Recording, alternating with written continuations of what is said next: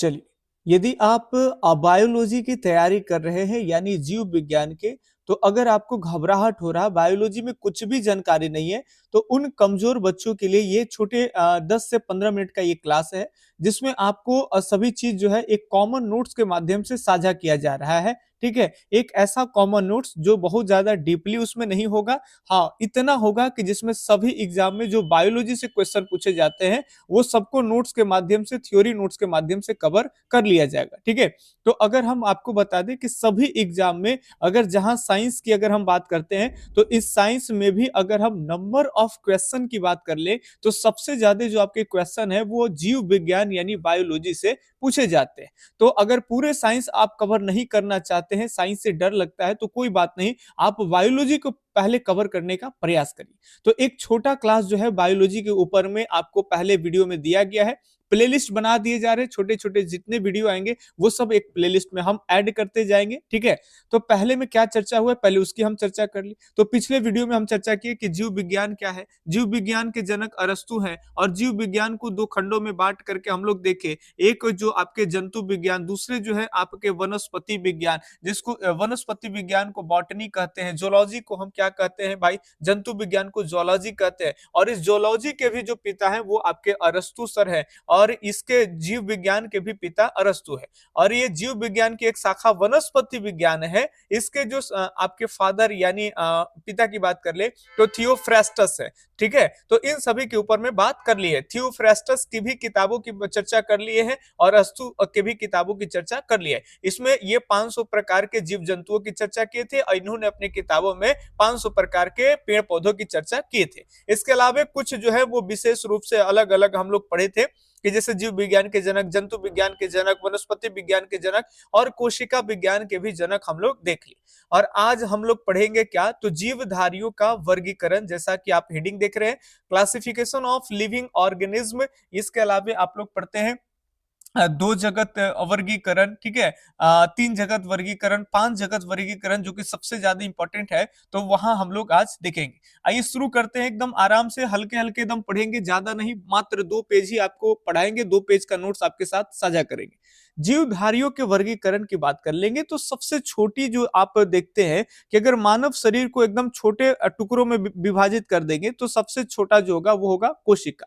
कोशिका मानव शरीर के सबसे छोटी यूनिट, सबसे छोटी इकाई है। ये याद रखेंगे, प्रश्न आपसे आएंगे कि मानव शरीर की सबसे छोटी इकाई कौन सी होती है, तो कोशिका होता है, जिसको हम अंग्रेजी में सेल कहते हैं। ठीक है, और इस कई सेलों के ग्रुप्स से आपका उत्तक बनता है। यहाँ पे कुछ नहीं है, आप इसको कुछ नहीं समझिएगा, कई सेलों के ग्रुप से क्या बनेगा भाई, तो बनेगा आपका उत्तक बनता है, जिसको अंग्रेजी में टिश्यू कहते हैं। देखिए यहाँ पे लिखा हुआ है ग्रुप ऑफ सेल्स इस कल्ट, आपका क्या हो जाएगा, टिश्यू हो जाएगा, यानी उत्तक हो जाएगा।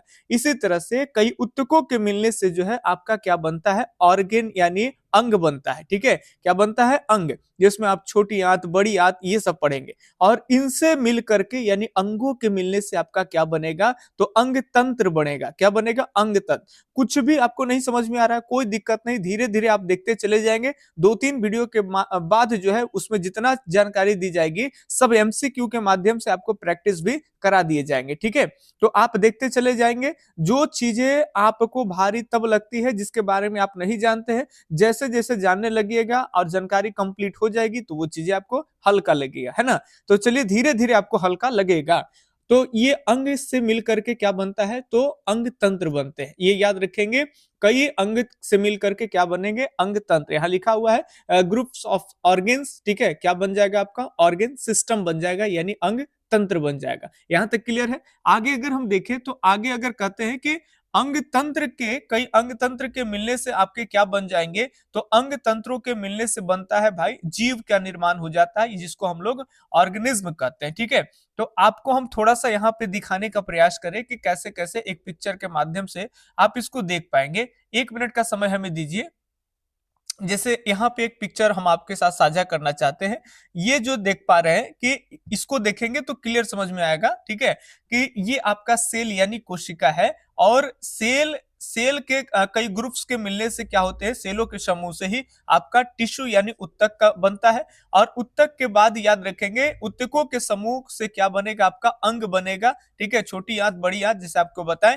और कई अंगों के मिलने से जो है आपको अंगों के समूह से आपका बनेगा अंग, अंग तंत्र बनेगा, जिसको हम क्या कहते हैं, तो ऑर्गेन सिस्टम बोलते हैं। ठीक है, और ऑर्गेन सिस्टम के बाद भाई बनेगा आपका, ऑर्गेन सिस्टम से क्या बनेगा, तो ये हमारा जो है वो ऑर्गेनिज्म यानी आपका बन जाता है जीव। क्लियर, तो ये आप पिक्चर के माध्यम से भी समझ सकते हैं। ऐसे अगर आपको इस पिक्चर में धुंधला या अच्छा नहीं दिख रहा है तो अगला पिक्चर भी हम आपके साथ साझा कर सकते हैं। ये देखिए, आप इसी पिक्चर को और क्लियर समझ पाएंगे। ठीक है, सेल है, सेल के बाद जो है आपका क्या बना भाई, तो सेल के ग्रुप से आपका बना आपका टिश्यू बन गया, और इसके ग्रुप से ऑर्गेन बन गया, और इसके बाद जो है आपका पाचन तंत्र यानी ऑर्गेन सिस्टम बना, और फिर ऑर्गेन सिस्टम से फिर आपका ह्यूमन बॉडी, आप जीव कह सकते हैं। ठीक है, तो इतनी बातें आपको ध्यान में रखनी है। अगर ना भी याद रहेगा कोई दिक्कत नहीं, आप केवल क्लास को देखते चलिए, धीरे धीरे चीजें आपके लिए आसान हो जाएगा। अब बहुत इंपॉर्टेंट चीज के ऊपर में हम लोग जा रहे हैं, इसको ध्यान से सुनेंगे।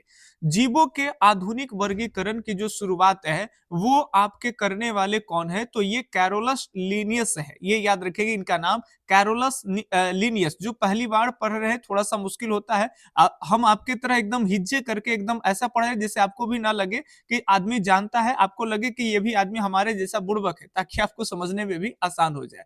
तो कैरोलस अगर लिनियस की बात कर लेंगे तो इन्होंने ही क्या किए हैं कि वर्गीकरण करने का प्रयास किए। ध्यान से सुनेंगे, अलग अलग जो जीव है उसको अलग अलग क्लासिफिकेशन करना, कि कोई भी अगर जीव आता है तो पहले तो पता करना है कि उसकी आइडेंटिफिकेशन यानी पहचान क्या है, ये जीव पहले पाया गया है कि नहीं पाया गया है, फिर ये जीवों को किस में रखा जाएगा, तो ये वर्गीकरण जंतु में रखा जाए या फिर पादप में रखा जाए, किस में रखा जाए, तो ये हो गया आपका वर्गीकरण करना। फिर उसको नाम क्या दिया जाए, तो ये आपका नामकरण। तो ऐसे कर करके ये 3 चरण में जो है वो वर्गीकरण की प्रक्रिया यानी वर्गीकी की प्रक्रिया कंप्लीट होता है। ठीक है, वर्गीकी को अंग्रेजी में टैक्सोनॉमी बोलते हैं। ये याद रखेंगे, क्या बोलते हैं, तो टैक्सोनॉमी बोलते हैं, याद रखना है टैक्सोनॉमी। टैक्सोनॉमी किसको कहते हैं, वर्गीकी को कहते हैं। क्या कहते हैं, वर्गीकी को। और ये वर्गीकी करने की जो शुरुआत है वो आधुनिक समय में कौन किए है, तो कैरोलस लिनियस के हैं। ये याद रखेंगे किनके द्वारा शुरू की गई थी,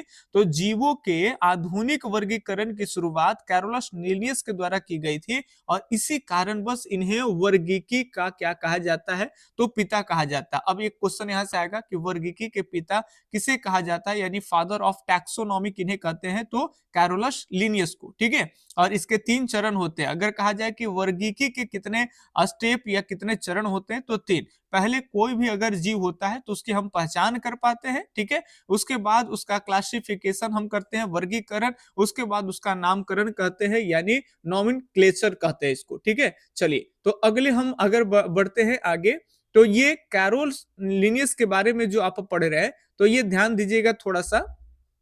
यहां देखेंगे इन्होंने एक किताब लिखे हैं। ठीक है, जिस किताब का नाम है सिस्टेमा नेचर। तो ये याद रखेंगे, सिस्टेमा नेचर जो आपका किताब है, ये किनका किताब है, तो ये है आपके कैरोलस लिनियस साहब का। ठीक, इस बुक में इन्होंने क्या किए ये बताए हैं कि जितने भी जीव जंतु हैं उसको 2 वर्गों में बांट दिए हैं। तो इसको जीवों के वर्गीकरण, ध्यान रखेंगे, जीवों के वर्गीकरण के लिए उन्होंने 2 भागों में क्या किए, बांटे। एक में जितने पेड़ पौधे हैं उस सबको आपको पादप जगत में रख दिए हैं, ध्यान रखेंगे। और एक में जितने भी आपके जीव जंतु हैं उनको जंतु जगत में रखे। तो जीव जंतु को जंतु जगत में रख दिए हैं, जिसे एनिमल किंगडम कहते हैं। और जितने पेड़ पौधे वनस्पतियां हैं इनको पादप जगत में रखा गया, जिसे प्लांट किंगडम कहते हैं। तो ये आपका द्विव जगत वर्गीकरण का सिद्धांत दिए। आप इसको द्विव जगत कहिए या फिर आपका 2 जगत कहिए, यानी 2 आपका हो जाएगा 2, और जगत जिसको किंगडम कहते हैं। ठीक है, वर्गीकरण कह लीजिए या फिर क्लासिफिकेशन कर लीजिए। ठीक है, तो ये आपका 2 जगत का सिद्धांत दिए। तो इसके अगर आगे चलते हैं, ये काफी इंपॉर्टेंट हो जाएगा, आपका प्रश्न पूछा गया है कई एग्जाम में कि 2 जगत यानी द्विव जगत वर्गीकरण का सिद्धांत कौन दिए हैं, तो ये आपको इनका नाम याद रखना है। ठीक है, कैरोलस लिनियस का नाम ध्यान रखिएगा। अब हम बढ़ते हैं, चलिए सबसे पहले तो ये आपको समझा दिए कि कैरोलस लिनियस के द्वारा द्वि जगत सिद्धांत दिया गया है, यानी दो जगत वर्गीकरण का सिद्धांत, जिसमें वो बताए कि एक में जितने पेड़ पौधे वनस्पतियां हैं उसको पादप जगत में रखें, और जंतु जगत में सभी जीव जंतुओं को रखें, जिसमें एनिमल किंगडम कहते हैं, और पेड़ पौधे ये आपका प्लांट किंगडम हो गया। तो ये तो द्वि जगत की बातें हो गए। अब ये तीन जगत देने वाले अर्नेस्ट हैकल हैं, और ये बहुत इंपॉर्टेंट है, एग्जाम में काफी सारे सवाल जो है वो यहां से आपको देखने को मिल जाएंगे। तो ये आप देख सकते हैं, अर्नेस्ट अगर हैकल की बात कर ले तो ये जर्मन के हैं, ये भी आपको ध्यान रखना है किस देश के हैं भाई, तो ये जर्मन के हैं। अब ये जर्मन के हैं, और ये तीन जगत वर्गीकरण जो है वो सिद्धांत दिए हैं। तीन जगत वर्गीकरण में कुछ नया नहीं कहें, पहले से आप पढ़े कि इससे पहले जो है आपका कैरोलस लिनियस के द्वारा दो जगत दिया गया था, पादप और जंतु, उसी में एक जोड़ दिए प्रोटिस्टा को, ठीक है। तो ये प्रोटिस्टा को जब जोड़ दिए तो ये हो गया आपका तीन जगत। तो आपको याद नहीं रखना है, एक याद रखना है कि सबसे पहले द्वि जगत का कॉन्सेप्ट कौन दिए, तो कैरोलस लिनियस दिए हैं, पादप और जंतु। उसी में एक प्रोटिस्टा को जोड़ दिए कौन भाई, तो अर्नेस्ट हैकेल जोड़ दिए। तो ये बन गया तीन जगत वर्गीकरण का सिद्धांत। इसमें आपका यहाँ एग्जाम्पल लिखा हुआ है, अमीबा आते हैं, शैवाल आते हैं, प्लाज्मोडियम आते हैं। बाकी विस्तार से जो चर्चा है कि प्रोटिस्टा क्या है, तो इसके ऊपर में हम लोग विस्तार से चर्चा करेंगे कि ये जलीय जीव होते हैं, ये यूकैरियोटिक्स होते हैं, एक कोशिकीय होते हैं, तमाम तरह की बातें जो है वो हम लोग धीरे धीरे इसमें देखेंगे, ठीक है। तो अभी के लिए केवल जैसे जैसे आपको दिए जा रहे हैं मटेरियल वैसे वैसे समझिए, ज्यादा गहराई में एक साथ जाने का प्रयास नहीं करिए, क्योंकि ये एकदम कमजोर बच्चे एकदम स्टार्टिंग किए हैं बायोलॉजी पढ़ने, उनको लेकर के एकदम स्टार्टिंग से चीजें दिए जा रहे हैं। तो जैसे जैसे दे रहे हैं वैसे वैसे फिर धीरे धीरे, अभी कोशिका के बारे में आपको कुछ नहीं पढ़ाया गया है, तमाम तरह की चीजों के ऊपर में हम लोग देखेंगे। अब यहाँ पे ये चीज देखिए, थोड़ा बहुत ज्यादा इंपॉर्टेंट है, आप पांच जगत वर्गीकरण याद रखेंगे तो बहुत सारे प्रश्न आपको सॉल्व हो जाएंगे। ये देने वाले हैं आपके आर एच विटेकर, याद रखेंगे आर एच विटेकर। तो ये जो है आपके पांच जगत सिद्धांत दिए, ठीक है। कौन जगत, पांच जगत, जिसमें आपका याद रखेंगे एक बहुत ही सिस्टमैटिक वे में लिखे हैं, ताकि आपको बहुत सारे चीजें यहां से याद होगा, और जब आप क्वेश्चन बनाइएगा तब लगेगा कि इस डायग्राम का क्या बेनिफिट है। अभी सुन लीजिए पहले, ये पहले माने भाई मोनेरा, प्रोटिस्टा, कवक, पादप और जंतु, ये ध्यान रखेंगे। अब इसी को कई जगह पादप ना लिख करके प्लांट ना लिख के प्लांटी लिखा हुआ रहेगा, तो आप उसको मैनेज करिएगा, ठीक है। वही होगा, प्लांटी और प्लांट दोनों अलग नहीं होता, पेड़ पौधे से संबंधित वही हो गया। जंतु में यहाँ पे कई जगह जंतु में ना लिख कर करके, ठीक है, और एनिमेलिया लिखा रहेगा। तो आप समझिएगा, ये नहीं कहे कि हाँ सर हम तो एनिमेलिया पढ़े थे, आप तो जंतु लिख दिए हैं। तो ये सब मैनेज किया करिए। अब ये ध्यान सुनेंगे, अच्छा याद कैसे करना है, तो आप ऐसे याद रख सकते हैं कि एमपी का, भाई कहाँ का, तो एमपी का आपको पिज्जा खाना है। क्या खाना है, पिज्जा, एमपी का पिज्जा, है ना। चाहे एमपी को पी जाइए आप, एमपी का पिज्जा ज्यादा अच्छा लग रहा है, तो एमपी का पिज्जा खाना। एम से आपका मोनेरा, और पी से आपका प्रोटिस्टा, और का से आपका कवक, जिसमें मशरूम वगैरह ये सब आता है, पढ़े ही होंगे, जानते होंगे आप लोग। और पी से यहाँ पे हो जाएगा पादप, और ज से हो जाएगा जंतु। तो ये याद रखेंगे, आर एच विटेकर के द्वारा जो है, विटेकर के द्वारा पांच जगत सिद्धांत दिए गए, मोनेरा, प्रोटिस्टा, कवक, पादप और जंतु। अब इसमें हम आपको ऐसे कैसे लिखे हैं भाई, तो इसका क्या मतलब है, तो ये आपको इसलिए लिखे हैं ताकि मोनेरा के बारे में जब आपको पढ़ाएंगे तो मोनेरा जो होता है और एक प्रोटिस्टा दोनों एक कोशिकीय होते हैं। एक ऐसा जीव होते हैं भाई, तो ये दोनों एक कोशिकीय होते हैं। अब एक कोशिकीय का मतलब है कि वो एक कोशिका के मिलने से बना है। बाकी कवक है, पादप है, जंतु है, ये सब बहुकोशिकीय होते हैं, मतलब अनेक कोशिकाओं के बने होते हैं। तो ये याद रखेंगे। आगे पहले तो क्रम से लिखेंगे, क्या लिखेंगे, तो एम याद रखना है ट्रिक, एमपी का पिज्जा। तो एम से आपका मोनेरा हो जाएगा, पी से आपका प्रोटिस्टा हो जाएगा, एमपी का से कवक हो जाएगा, पिज्जा, प से आपका पादप, और ज से आपका जंतु। ऐसे क्रम से लिख देना है। और फिर आगे के ऊपर के दो जो चीज है, मोनेरा और प्रोटिस्टा, ये क्या है भाई, तो ये एक कोशिकीय है। और अगर इसमें अगर एक को छोड़ दे तो खाली एगो एम जो मोनेरा है, ये आपका प्रोकैरियोटिक है। अब प्रोकैरियोटिक, और इसी में जब हम प्रो हटा देंगे तो कैरियोटिक में अगर यू लगा देंगे तो वो यूकैरियोटिक हो जाएगा। अब ये यूकैरियोटिक और प्रोकैरियोटिक क्या होता है? तो भाई जिसका अपना केंद्रक ध्यान रखेंगे, जिसमें अपना केंद्रक होता है, वो यूकैरियोटिक हो जाएगा। जैसे मान लेते हैं कि ये एक केंद्रक है, ठीक है? तो इसका अगर केंद्रक होता है तो यूकैरियोटिक, और जिसका अपना केंद्रक होता ही नहीं है, ठीक है, तो वो कहलाता है प्रोकैरियोटिक। बाकी ये केंद्रक क्या है, क्या चीजें नहीं है, बहुत तरह के शायद नए बच्चों के सवाल आ रहे होंगे जहन में, ये सब आपको क्लियर कर दिए जाएंगे।